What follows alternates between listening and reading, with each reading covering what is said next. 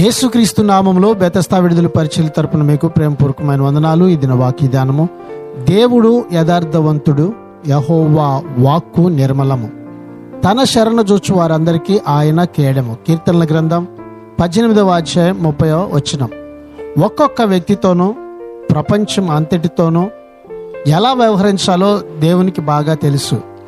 ఆయన ఎన్నడూ పొరపాటు చేయడు, అన్యాయంగా ప్రవర్తించడు, చేయవలసిన దాన్ని చేయకుండా మానుకోడు. పాపములో ఉన్న మనుషులు దీన్ని అర్థం చేసుకోలేక లోకములో జరిగే వాటి గురించి దేవుణ్ణి తప్పులెన్నుతారు.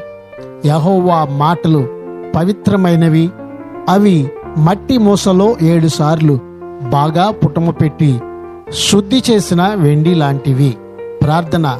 మమ్మలను మిక్కిలిగా ప్రేమించిన మా ప్రియ పరలోకపు తండ్రి యేసయ్య, మరొక నూతన దినాన్ని మాకు ఇచ్చినందుకు నీకు వందనాలు, స్తోత్రాలు చెల్లిస్తూ, నిర్మలమైన నీ మాటల ద్వారా యథార్థవంతులమై నీ సన్నిధిలో జీవిస్తూ ముందుకు కొనసాగే ధన్యతను ప్రభువా ఈ దినాన నీ ప్రజలమైన మాకందరికీ దయచేయమని యేసు పరిశుద్ధ నామంలో ప్రార్థించి అడిగి వేడుకుంటున్నాము తండ్రి.